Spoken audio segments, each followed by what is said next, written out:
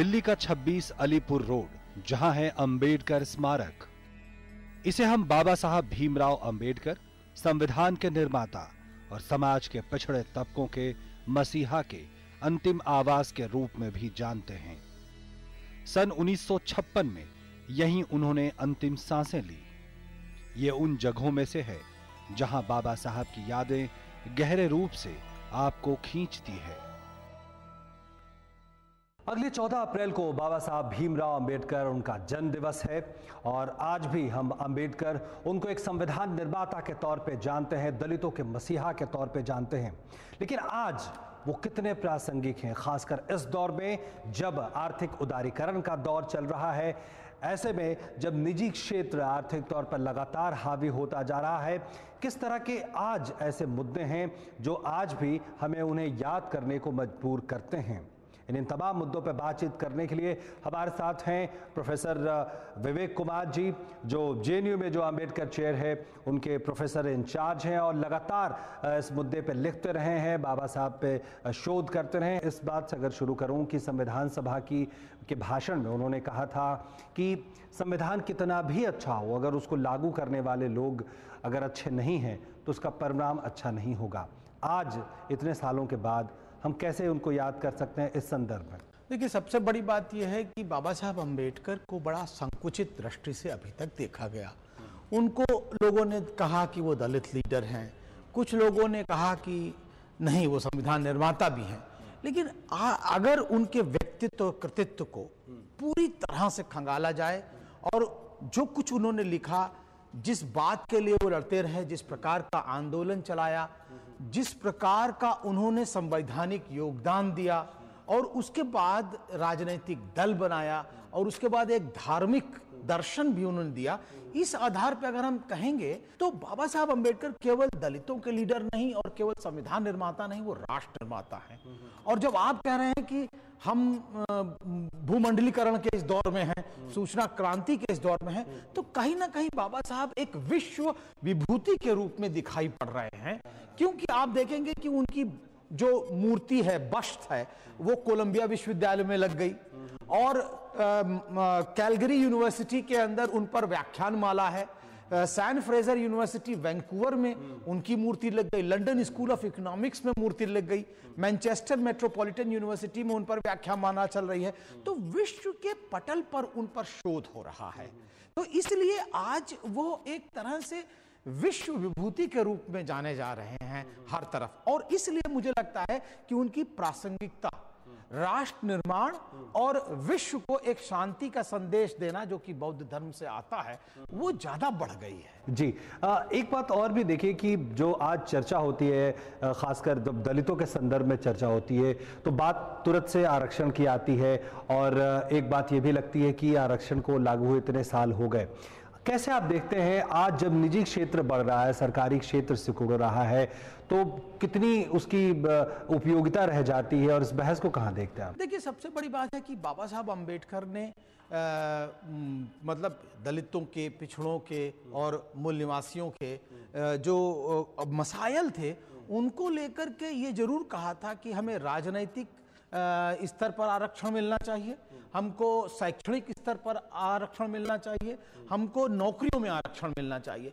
तो भूमंडलीकरण के दौर में नौकरियों की जो आरक्षण वाली बात है उसमें कुछ डाइल्यूशन अवश्य हो रहा है।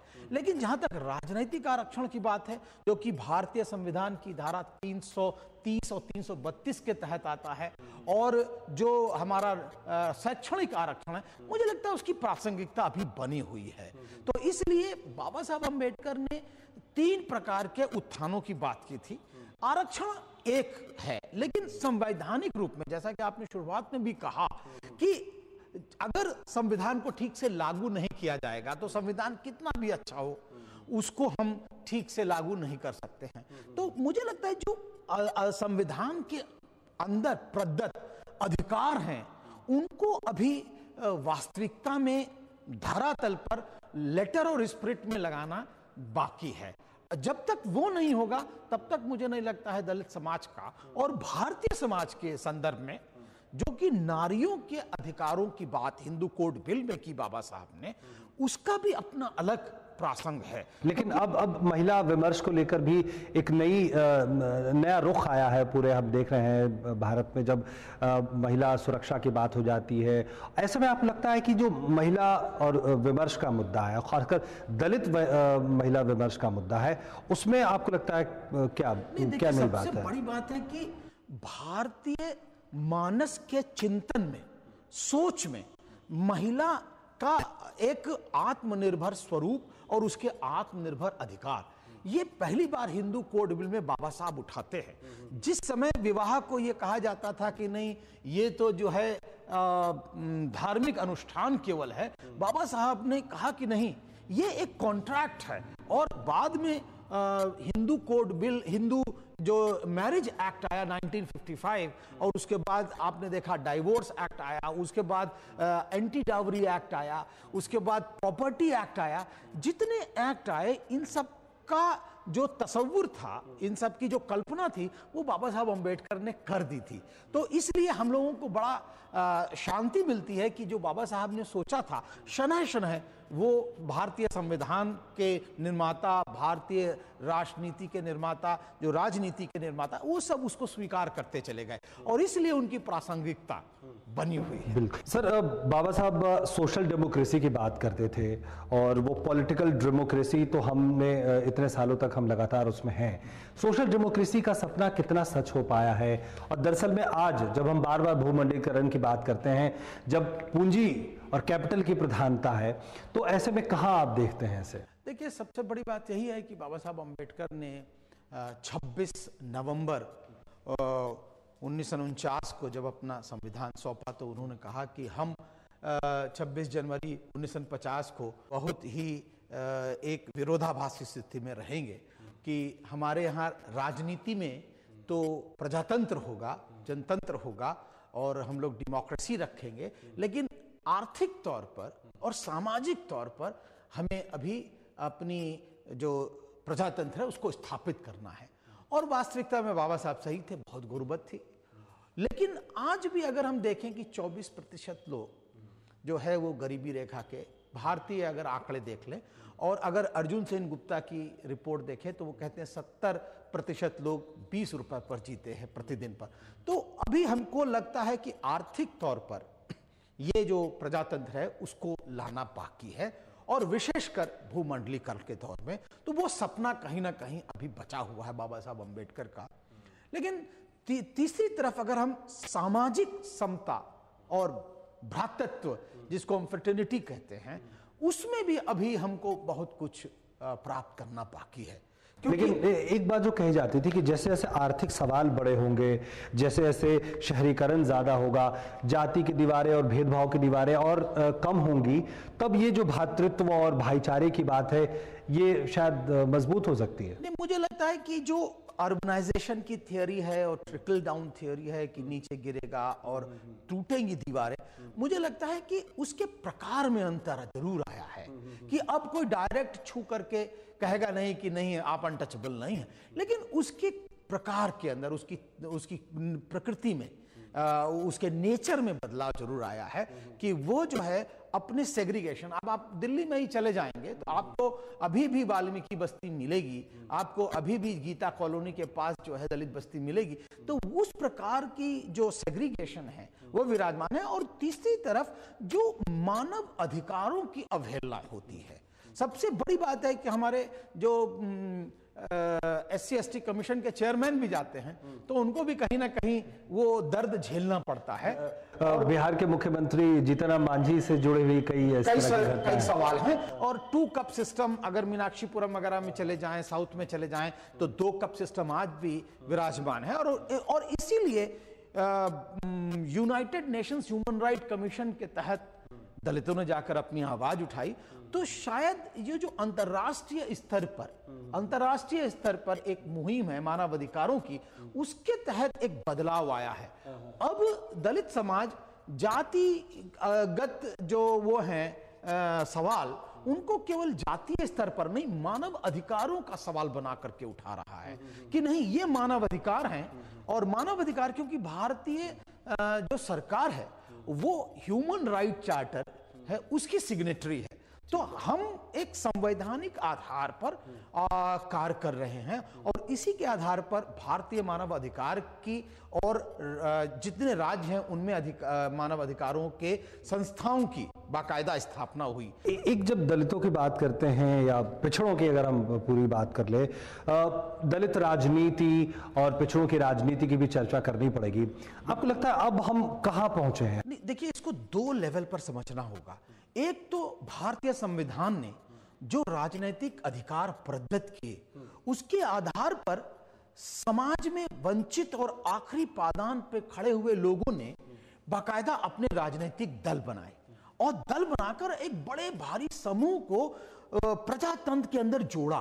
तो इससे हमारा भारतीय प्रजातंत्र मजबूत हुआ है, क्योंकि कभी हमने सोचा भी नहीं था, जिनको हम बगल में बैठाने लायक नहीं समझते थे, उन्होंने दल बना करके और मुख्यमंत्री बने।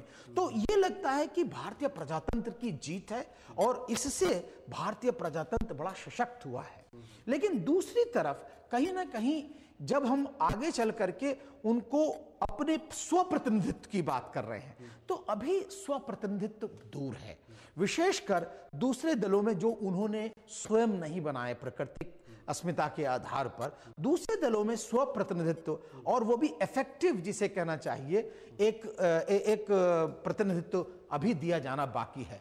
वरना मुझे लगता है कि प्रजातांत्रिक आधार पर जो हमने उनको अधिकार दिए थे, उससे प्रजातंत्र मजबूत अवश्य हुआ है। तो जो रिप्रेजेंटेशन है संस्थाओं में, सरकारी स्तर पे या दूसरी संस्थाओं में, इक्का दुक्का सफलता की कहानी तो हम सब जानते हैं, इसे आप कहां कैसे तौलेंगे? आपने मैं तो आपको बहुत साधुवाद देना चाहूँ, क्योंकि ये प्रश्न बहुत माकूल प्रश्न है, बहुत इंपॉर्टेंट प्रश्न है, इसलिए कि जो आधुनिकता का दौर है उसमें सत्ता की 7 संस्थाएं होती हैं, जिसको हम लोग कहते हैं एक तरह से राजनीति, ब्यूरोक्रेसी, फिर जुडिशरी और यूनिवर्सिटी, और उसके बाद इंडस्ट्री, सिविल सोसाइटी और मीडिया।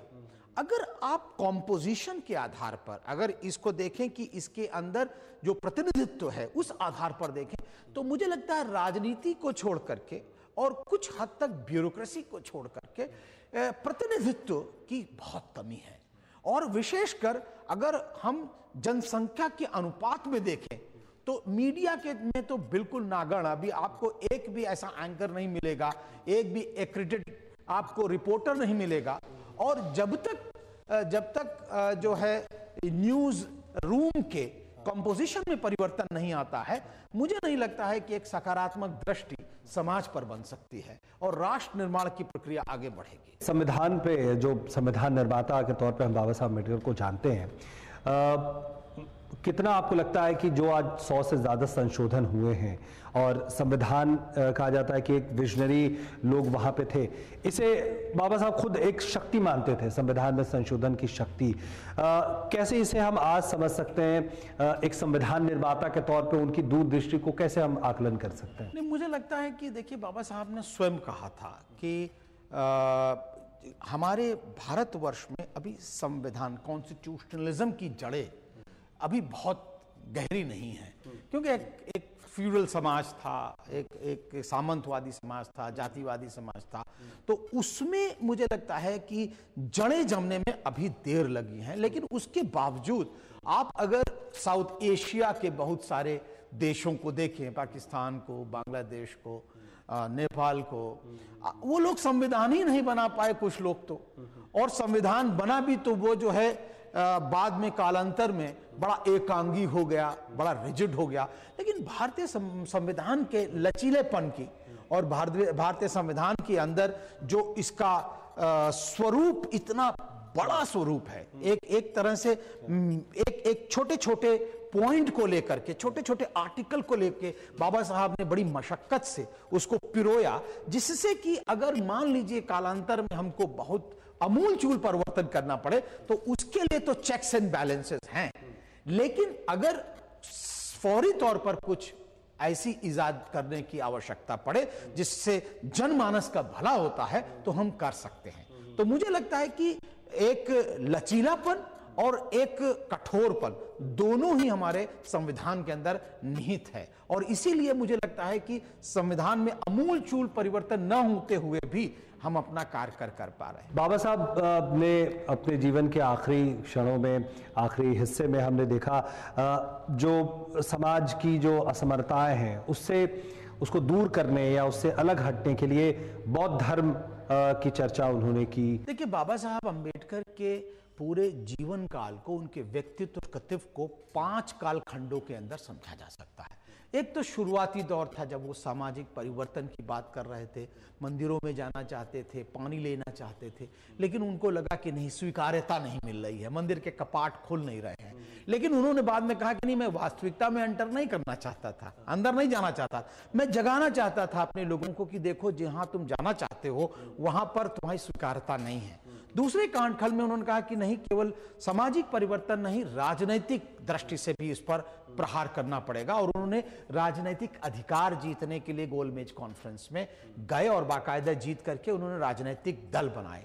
तीसरी तरफ उन्होंने शिक्षा के कपाट खोले और शिक्षा के अंदर उन्होंने मूक नायक से लेकर के प्रबुद्ध भारत तक जो है अखबार निकाले, और साथ साथ उन्होंने जो शैक्षणिक संस्थाएं थी उनको भी बनाया, चाहे वो मिलिंद कॉलेज हो और चाहे वो सिद्धार्थ कॉलेज हो। उसके बाद चौथी पड़ाव में वो कॉन्स्टिट्यूशनलिज्म में आते हैं, यानी कि संवैधानिकवाद में, और संविधान के अंदर वह राजनीतिक अधिकार प्रदत्त करते हैं। और 5वें दौर पर वो जाकर के एक धार्मिक नेता के रूप में उभरते हैं, जिसमें वह एक बड़ी एक कम्युनिटी देख रहे थे, बड़ा समुदाय देख रहे थे, जो भारत से इतर, चाहे वो चाइना में हो, चाहे वो जापान में हो, चाहे वो कोरिया में हो, चाहे उलान बटोर में हो, चाहे लबासा में हो, कि वो सब का सब जो है उनका इंतजार कर रहा है। और इसलिए वह अपने एक तो भारतीयता को बचाए रखने के लिए वह धर्म के अंदर जा रहे थे, और तीसरी तरफ वो ये नहीं चाहते थे कि हमारे समाज के जो सताए हुए, हमारे जो अलग किए लोग हैं, उनके मीडिएशन में कोई आए। वो मध्यस्थता जब आ जाती है तो उससे कहीं ना कहीं जो व्यक्ति का उत्थान होता है वो रुक जाता है और मध्यस्थ व्यक्ति ज्यादा पावरफुल हो जाता है। तो इसलिए वो ऐसा धर्म खोज रहे थे जहां पर कोई मध्यस्थता ना करे, अत्व दीपो भव का संदेश हो कि स्वयं अपना दीपक बनो, और तीसरी तरफ उसके अंदर कोई पुस्तक, इस तरह की कोई अनुष्ठानिक व्यवस्था ना हो, जिससे कि एक समता मूलक समाज की स्थापना उनके लिए हो सके। वरना क्या होगा कि फिर से आपको हायरार्की में, ऊर्ध्वाधरता में बट जाएंगे और उनका उत्थान, जो वैचारिक उत्थान है, वो नहीं हो पाएगा। इसलिए उन्होंने बौद्ध दर्शन को इसलिए चुना कि वह भारतीय था, दूसरा वह जो है एक बाहर बड़ा भारी समुदाय दलितों के लिए तलाश रहा था, और वो जो भाईचारा था वो एक विश्व के लिए संदेश था कि शांति आपको जब मिलेगी तो उससे मुझे लगता है कि एक नवीन समाज की संकल्पना रखी जा सकती। बाबा साहब ने कहा था कि, और शायद संविधान सभा के भाषण में ही कहा था कि हमें लोकतंत्र किसी ऐसे व्यक्ति या मूर्ति पूजक की जो हमारी जो मानसिकता है, हम किसी एक व्यक्ति तक न समर्पित कर दें, अर्पित कर दें, उससे बचने की जरूरत है। लेकिन लगता है कि जो पूरी दलित राजनीति है उसमें ऐसे आइकॉन्स की कमी रही है। बाबा साहब के बाद बहुत दूर तक कोई ऐसा आइकन दिखता नहीं। आइकन्स के नजरिए से देखें, आपको लगता है क्या उसकी कमी रही? देखिए, नायकों की तो कमी रही है, और नायक तभी बनते हैं जब समाज स्थापित होता है। मुझे लगता है कि दलित समाज की सांस्कृतिक पूंजी, सामाजिक पूंजी, उनकी ऐतिहासिकता सब की सब कहीं ना कहीं खंडित थी, दबी हुई थी, और इसलिए उसके जो नायक थे वो भुला दिए गए। चाहे वो आप देखिए फूले हों, चाहे वो साहू हों, चाहे वो पेरियार हों, चाहे वो रविदास हों, और चाहे वो कबीर हों, चाहे वो झलकारी बाई कोरी हों, सब के सब नायक थे जो कहीं ना कहीं उन पर जब बहस नहीं हुई, जब उन पर कोई लेख नहीं लिखे गए, कहीं ना कहीं उन पर कोई एक वैचारिक बहस नहीं हुई, तो वो भुला दिए गए। नायक थे लेकिन उनको तलाशने की आवश्यकता थी। हाँ, ये बात अवश्य है कि बाबा साहब के परिनिर्वाण दिवस के बाद बाबा साहब जैसा एक कोई लीडर अभी आना बाकी है, मुझे लगता है। आपको लगता है आज का जो युवा है, जो आम भारतीय युवा है, और ऐसा युवा भी जो गांव में है, पिछड़ा है, दलित है, तो वो शहरों में आ रहा है, तो आपको लगता है कि एक जो पहली चीज देखने में आती थी, एक इन्फीरियरिटी कॉम्प्लेक्स होता था, क्या आपको लगता है कैसे युवा बदल रहा है? आज हम कहते हैं कि युवाओं का देश है, कैसे हम समझ सकते हैं? नहीं, मुझे लगता है कि युवाओं के अंदर स्पेशली सूचना क्रांति के पश्चात एक नवीन दृढ़ता का प्रचार और प्रसार हुआ है और देखने के लिए मिल रहा है। अगर आप व्हाट्सएप पर देखें, आप चाहे एंड्रॉयड पे देखें, आप चाहे फेसबुक पे देखें, यूट्यूब पर देखें, तो मुझे लगता है कि वह एक स्वच्छता के साथ, निर्भीकता के साथ अपनी अस्मिता को दिखाई देने के लिए वो डर नहीं रहा है, देखने के लिए नहीं डर रहा है। हाँ, ये बात जरूर है कि उसको ये नहीं लगता है, अभी ये एहसास नहीं हो रहा है कि ये आंदोलन भी राष्ट्र निर्माण का ही आंदोलन है, ये उसके अधिकारों का आंदोलन है, ये जातिवादी आंदोलन नहीं है, ये अलगाव का आंदोलन नहीं है जैसा कि लोग प्रचारित करते हैं। तो मुझे लगता है कि अगर ये उसके अंदर कॉन्फिडेंस बैठ जाए कि हमारा आंदोलन भी, बाबा साहेब ने राष्ट्र निर्माण में योगदान दिया, जो हमारा प्रजातंत्र था उसको मजबूती देने में, प्रदान में करने में जो आंदोलन किया, वो ये उस प्रकार का आंदोलन है, ये विलगाव का आंदोलन नहीं है। मुझे लगता है कि इसकी शिक्षा और इसका कैडर दिया जाना चाहिए। विवेक जी, अब देखा जाए एक बड़ी जब दलित विमर्श और दलित मुद्दों की चर्चा होती है तो दलित साहित्य की बड़ी चर्चा होती है, और आपको लगता है कि इस जो आईटी और जो सोशल मीडिया का जो दौर है, आपको लगता है आज का युवा कैसे अपनी आइडेंटिटी बना रहा है, खासकर जो दलित समुदाय से आ रहा है, जो बाबा साहब से कहीं ना कहीं जुड़ाव महसूस करता है, कैसे अपनी आइडेंटिटी ढूंढ रहा है? मुझे लगता है कि आप ये देखिए कि जो सामाजिक परिवेश है, भारतीय समाज में यूथ का अपना कोई स्वच्छंद अस्तित्व नहीं था एज सच, क्योंकि हमारे यहाँ तो 4 आश्रम हुआ करते थे और सीधे वो ब्रह्मचर्य से गृहस्थ आश्रम में प्रवेश करता था। यूथ एक बीच की कड़ी है, ब्रह्मचर्य से और गृहस्थ आश्रम तक आते आते एक बीच की कड़ी है, जहां पर ठहराव होता है, जहां पर सोचना होता है, एक स्वच्छंदता होती है। तो मुझे लगता है कि आज के इस परिवेश में उसने अपने आप को तलाशना शुरू किया, और स्पेशली बाबा साहब अम्बेडकर ने जब संबोधित करना शुरू किया यूथ को, तो उन्होंने कहा कि देखिए, इतिहास आपके पक्ष में है, आपको निर्भीकता से अपने जो कार्य हैं, स्पेशली पढ़ने लिखने वाला कार्य, शिक्षित हो, संगठित हो, संघर्ष करो वाला कार्य, और उसके बाद अपने समुदाय के प्रति उत्तरदायित्व रखने का जो उन्होंने बल दिया। तो मुझे लगता है पे बैक टू सोसाइटी, उसके तहत यूथ के एक एजेंडे की रचना हुई, और दूसरी तरफ हमारे यूथ ने शिक्षित होने के पश्चात कहीं ना कहीं अपनी जो भावनाएं थी उनको उन्होंने लिखित रूप में दर्ज करना शुरू किया।